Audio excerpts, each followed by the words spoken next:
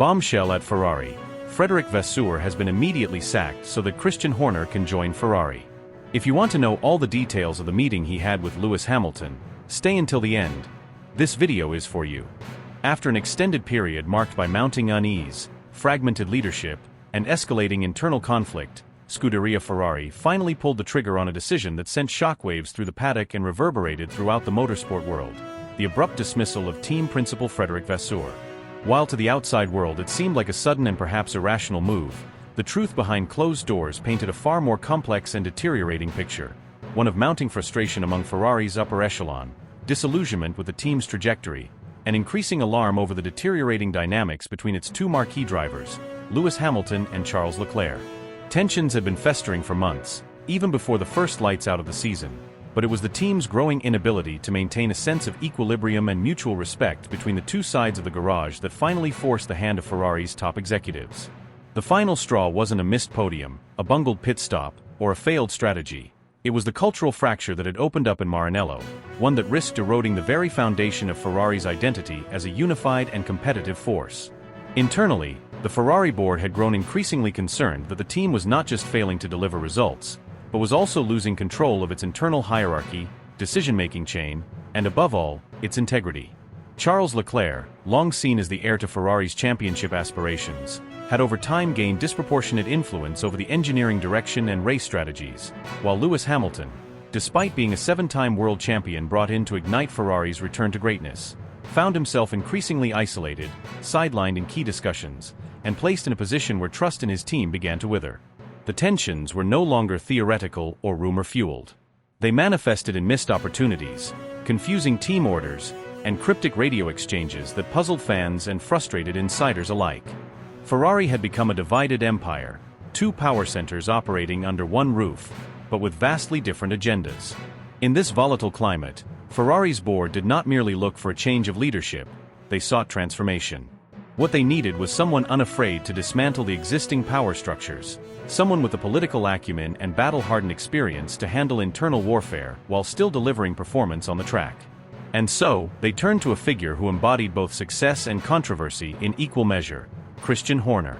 The long-serving Red Bull team principal, known for his ruthless efficiency, sharp political instincts, and relentless pursuit of supremacy, had finally accepted the offer that had been whispered about for years. His move from Milton Keynes to Maranello wasn't just a change of employer, it was a tectonic realignment in Formula One's leadership landscape, signaling Ferrari's willingness to embrace a far more aggressive and centralized model of governance. From the moment Horner set foot in Ferrari's historic headquarters, his intentions were unmistakably clear.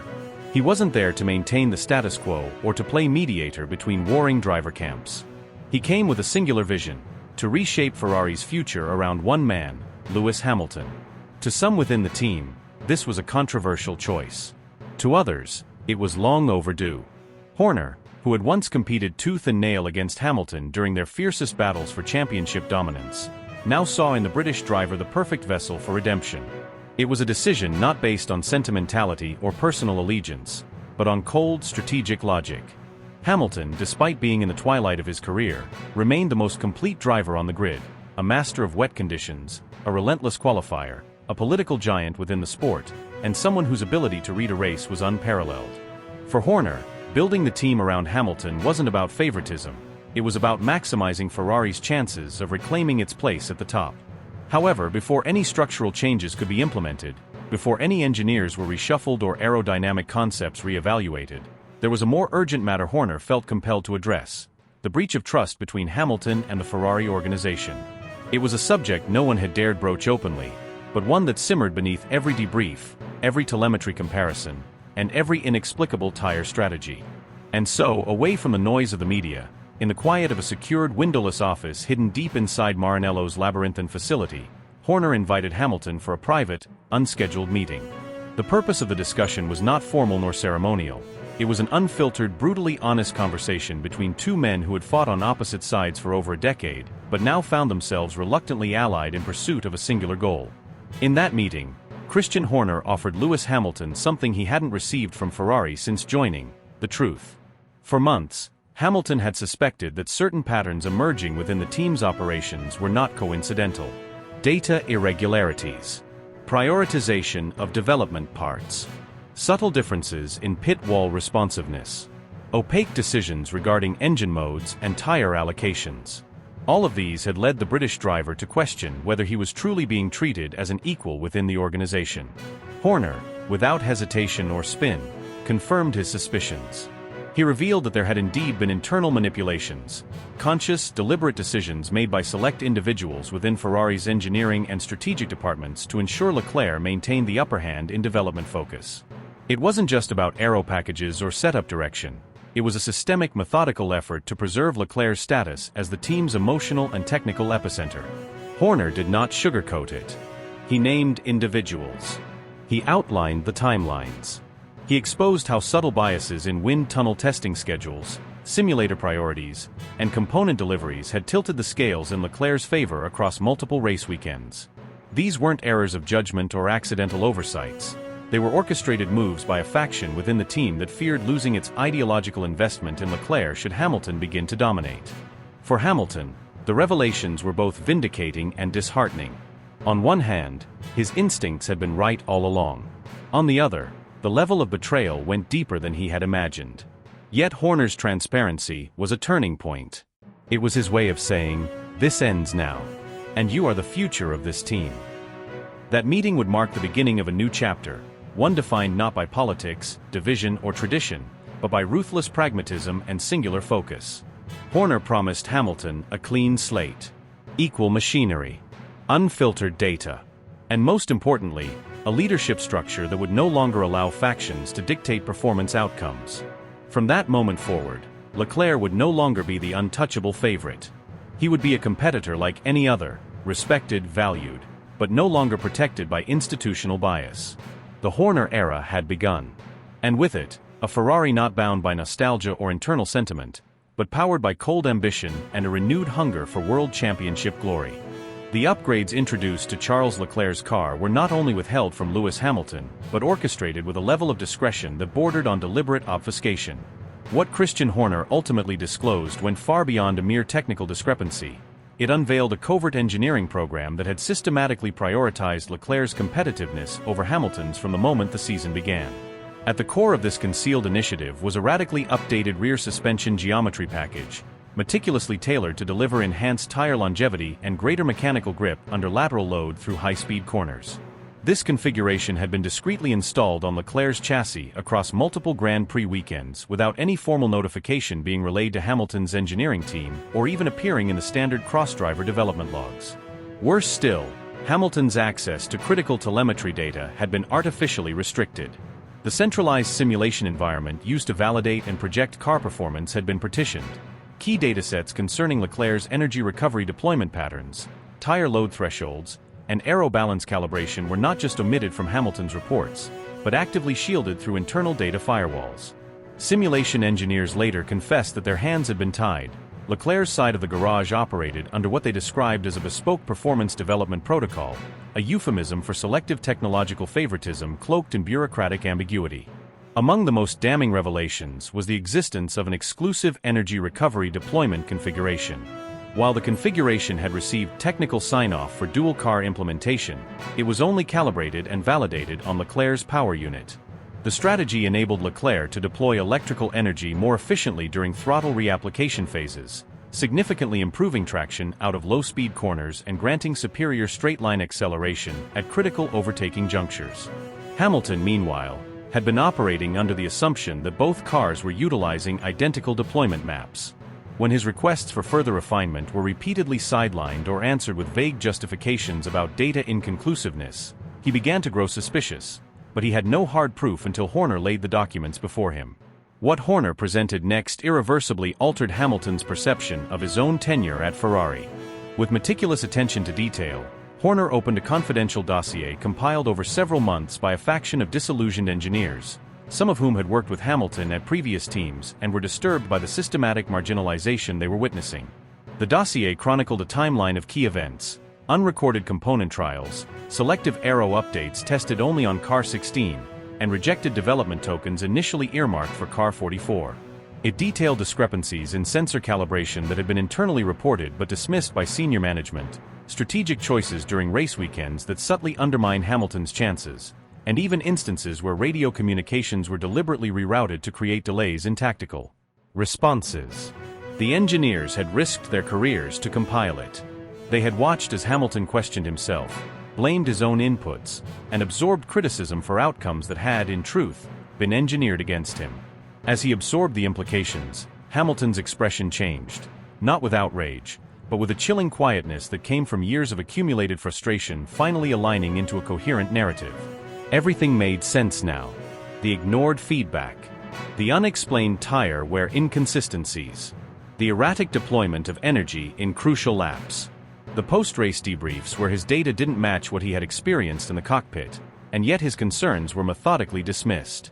The countless hours spent in simulators chasing improvements that never translated to real-world gains, because those configurations were never actually applied to his car. He realized now that he hadn't just been competing against other drivers. He had been fighting a shadow apparatus within his own team. Horner did not offer excuses. He spoke plainly. He had uncovered these practices shortly after assuming his role and had spent weeks trying to validate the accounts from multiple sources before confronting Hamilton. He assured Lewis that the individuals responsible had already been removed from their positions or reassigned away from developmental influence. But Horner didn't stop there. He outlined a structural overhaul of Ferrari's internal hierarchy, one that would dismantle the opaque silos that had enabled such lopsided development tracks. Going forward, every technical upgrade would be transparently documented and equally trialed. Strategic briefings would be centralized, and no garage faction would be allowed to dominate decision-making behind closed doors. But it wasn't just an institutional pledge, it was a personal one. Horner, long known for his ruthless pursuit of competitiveness, looked Hamilton in the eye and swore that he would be given the tools he needed not only to compete, but to lead. Full access to simulation data. Full inclusion in technical meetings. Equal weighting in strategic deliberations. Every aero package, every mechanical upgrade, every deployment map, Hamilton would not receive them secondhand or after the fact. He would be there from day one, part of the decision-making core. No more shadows. No more whispers. No more betrayal masked as logistical oversight. For Hamilton, the emotional gravity of this moment was almost unbearable. He had come to Ferrari with the hope of making history, of proving that his talent and drive could elevate the Scuderia to modern greatness. But in truth, he had spent season after season being quietly neutralized from within. Now for the first time, someone at the highest level was not only admitting it, but actively dismantling the mechanisms that allowed it to happen.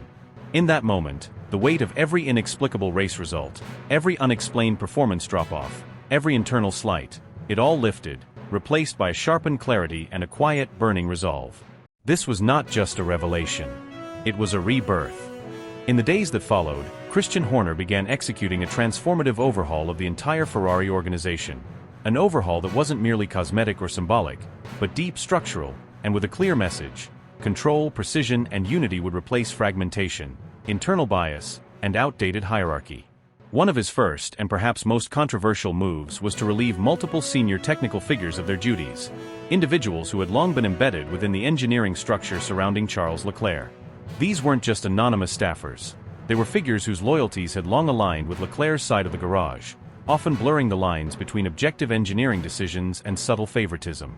Their removal created shockwaves inside the paddock and sent a clear signal. No one, regardless of tenure or influence, would stand in the way of Horner's vision for parity and performance.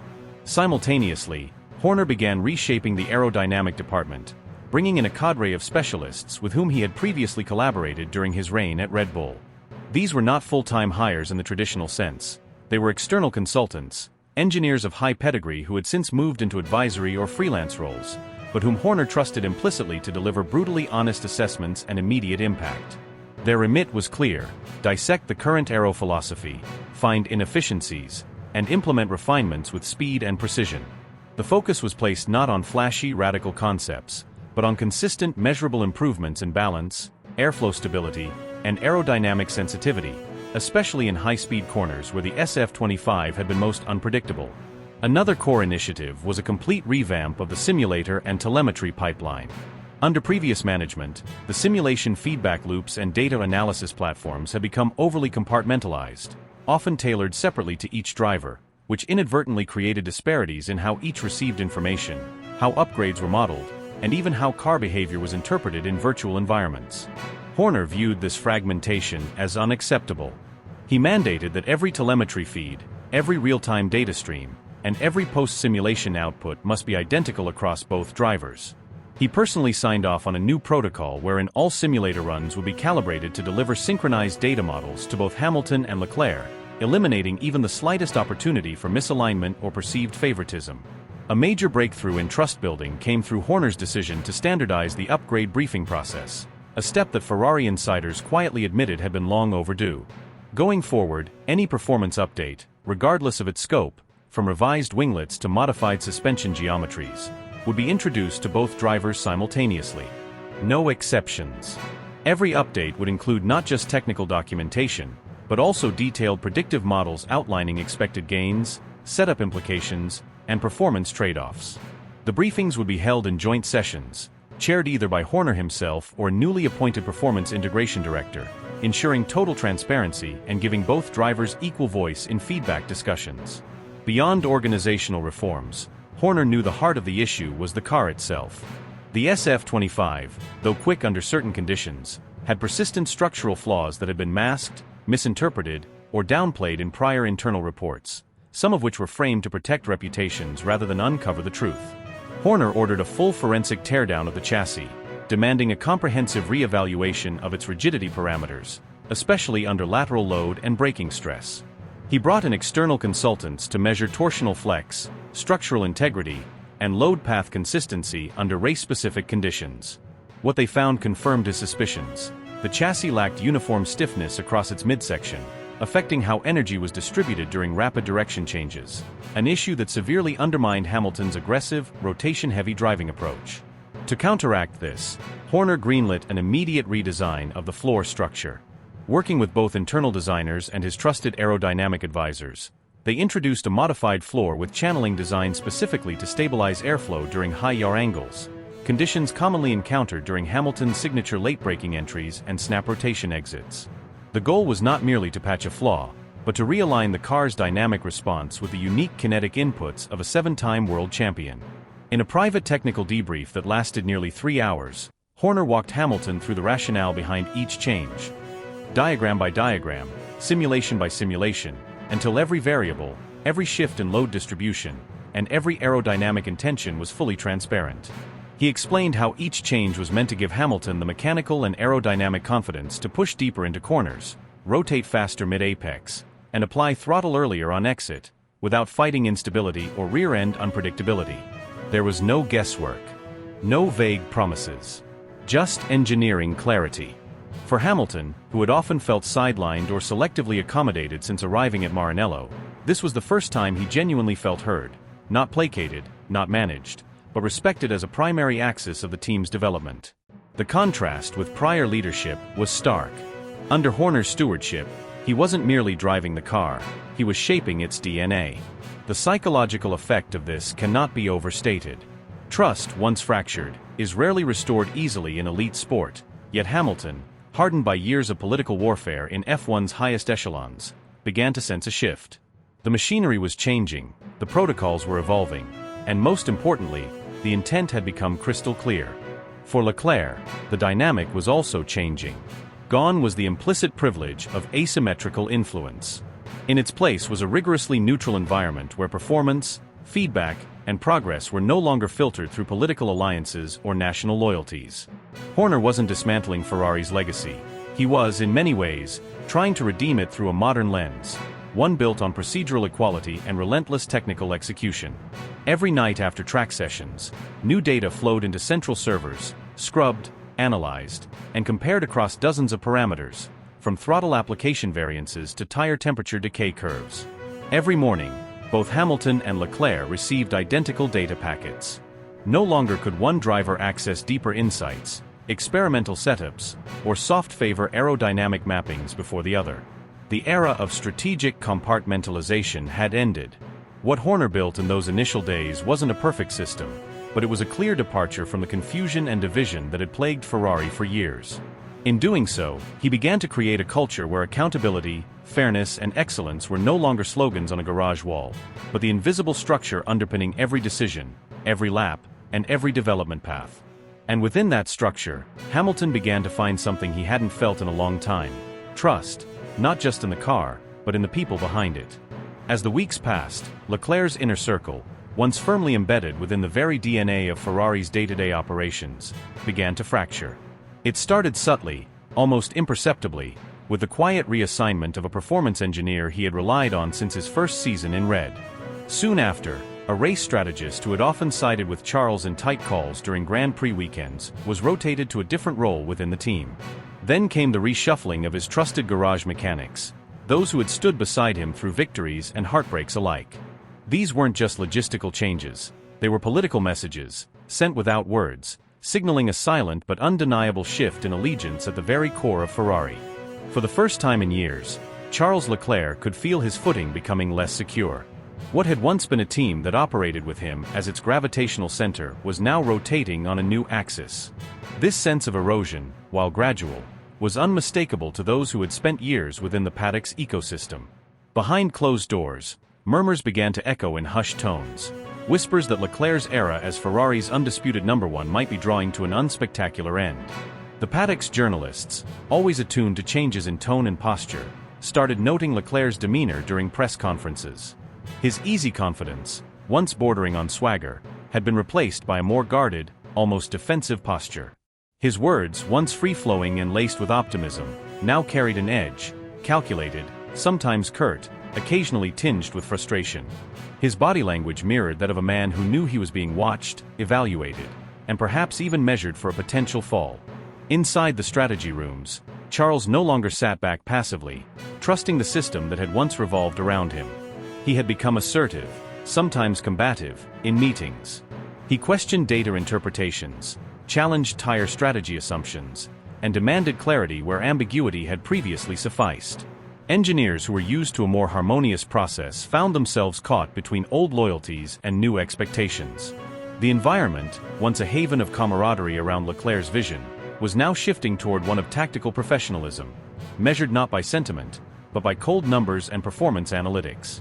Meanwhile, Christian Horner, ever the tactician, understood the optics and leveraged them skillfully. He didn't need to say much. His silences were as strategic as his words. Where he once might have publicly reaffirmed a driver's centrality to the project, he now spoke of broader goals, team unity, and collective execution.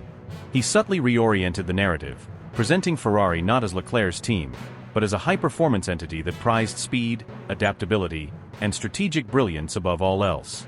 Every comment about data-driven decisions or team-first values chipped away at the mythos that Leclerc had once embodied.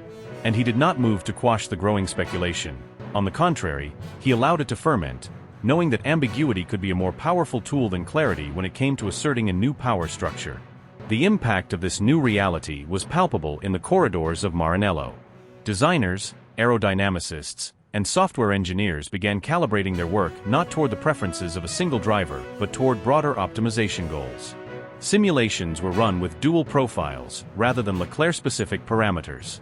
Feedback sessions were redesigned to accommodate multiple voices with equal weight. The technical philosophy was shifting, and everyone within the factory knew it, even if no one dared to say it outright. On the other side of the same evolving coin, Lewis Hamilton was undergoing a personal renaissance within the team. The uncertainty and unease that had initially accompanied his controversial arrival were being replaced by a deep sense of purpose and clarity. For the first time in years, he felt genuinely seen, not just as a marketing juggernaut or a veteran with a historic resume, but as a valuable asset with actionable insights and enduring competitiveness. Christian Horner's strategic gamble was paying dividends, not merely in results, but in the revitalization of a driver whose hunger had never truly waned, only been subdued by years of political maneuvering and inconsistent machinery. Freed from the shackles of intra-team politics that had plagued his final years at Mercedes, Hamilton found himself investing more deeply in the technical fabric of the team. He was no longer content with brief post-session debriefs or surface-level telemetry reviews.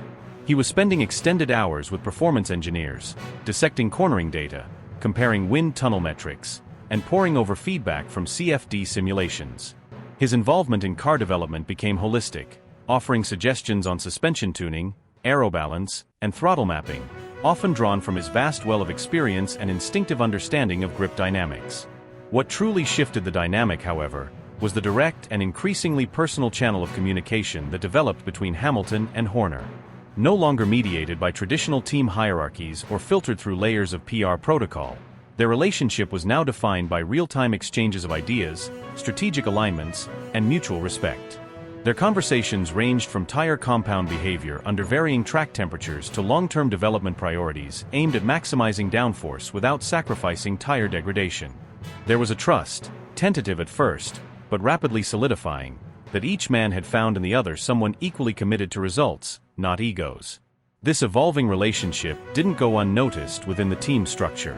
Engineers began to adjust their schedules around Hamilton's availability, simulator operators prioritized his input cycles, and even race strategists began incorporating his tactical instincts into their pre-race scenario modeling.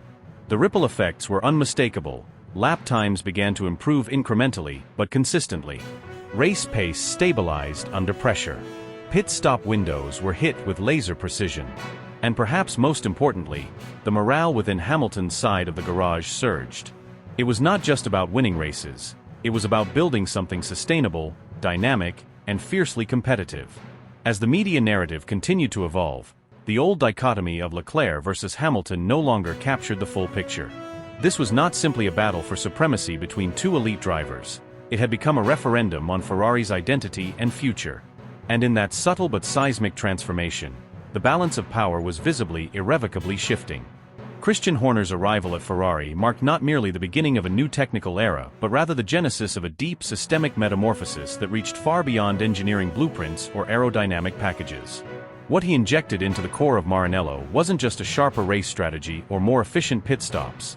It was a long overdue cultural revolution. For years, Ferrari had been weighed down by its own mythology, romanticizing past glories, idolizing tradition, and clinging to hierarchical structures that, while once effective, had grown calcified and resistant to change. Underneath the polished red exterior lay a team plagued by internal politics, blurred lines of accountability, and a leadership vacuum that too often substituted nostalgia for progress. Horner saw through the glossy facade and diagnosed the real issue. The soul of Ferrari was shackled by fear. Fear of failure, fear of innovation, fear of relinquishing control. And that fear, in turn, bred a culture of self-preservation where bold ideas were stifled and genuine talent was too often overlooked. Horner, having built a dynasty at Red Bull Racing, knew that sustainable success demanded more than just faster cars. It required alignment, unity, and above all, belief. He dismantled the silos, flattened the pyramids, and shattered the illusion that prestige alone could win championships. His message was blunt but necessary: heritage is an asset, not a strategy. With this philosophy, he redefined what excellence looked like inside Ferrari. No longer was the factory floor guided by intimidation or legacy-based decision-making. Instead, it was driven by merit, logic, and the unwavering pursuit of performance. Engineers once too afraid to speak up suddenly found their voices amplified. Designers, previously restrained by layers of bureaucratic approval, began sketching bold concepts again. The once chaotic communication channels between the garage, the pit wall, and the headquarters in Maranello began to flow with clarity and purpose. The result wasn't just technical efficiency, it was emotional liberation. And at the heart of this resurgence stood one of Formula One's most complex figures, Lewis Hamilton. To Horner, Hamilton wasn't merely a seven-time world champion clinging to the twilight of his career. He was a force of nature whose potential had been grossly underutilized, a man burdened not by age but by the weight of mismanagement and hollow promises. Horner didn't see an aging driver desperate for one last hurrah. He saw a strategic weapon that had never truly been unleashed in the right environment. At Mercedes, Hamilton's brilliance had become intertwined with politics, corporate interests, and a subtle erosion of trust. In recent years, he'd been celebrated as a symbol but no longer treated as a cornerstone. His feedback was often diluted, his instincts second-guessed, and his leadership role undermined by internal agendas and the rise of younger teammates perceived as the future. The fire within him hadn't dimmed, it had simply been suffocated. Horner recognized that. He understood that greatness didn't expire with time, and that champions don't suddenly forget how to win. What they need, what Hamilton needed, was oxygen, freedom, confidence. Horner gave him all three. He reinstated Hamilton as the spiritual leader of the team, not through ceremonial titles or press releases, but through real authority and responsibility. When Hamilton spoke, people listened. When he critiqued the car, Changes were made. When he demanded excellence, it became the standard. There were no hidden agendas, no favoritism, no whispers behind closed doors. Only an unbreakable alignment between driver and team principle, two visionaries bonded by mutual respect and a common mission, to silence the doubters and reclaim the throne. The difference was immediate. Hamilton, no longer isolated or marginalized, drove not just with speed but with purpose. Each lap wasn't merely a contest of pace, but a declaration of intent. He wasn't fighting ghosts of the past or internal friction. He was finally free to focus entirely on racing. The paddock could see it in his eyes. Gone was the guarded, calculated demeanor of someone navigating a minefield. In its place stood a man unburdened, resolved, and ravenously hungry for redemption. His telemetry told a story of a driver pushing limits, testing boundaries, and demanding perfection, not from others, but from himself. He wasn't driving to prove he still had it. He was driving because he never lost it. What had been missing was belief. Belief from the people around him, and belief from a system that for too long had measured potential through a rearview mirror. And Ferrari? Ferrari was no longer the chaotic empire at war with itself. It became, under Horner, a unit, a finely tuned, purpose-driven organism where every cog, no matter how small, was calibrated for excellence. Mechanics operated with precision and morale. Engineers worked late not out of obligation, but out of pride. The red overalls began to mean something again, not as a symbol of corporate legacy, but as the uniform of a team reborn. It wasn't about living up to Enzo Ferrari's memory. It was about building something worthy of that memory in the present. Hamilton didn't just join a team, he joined a movement.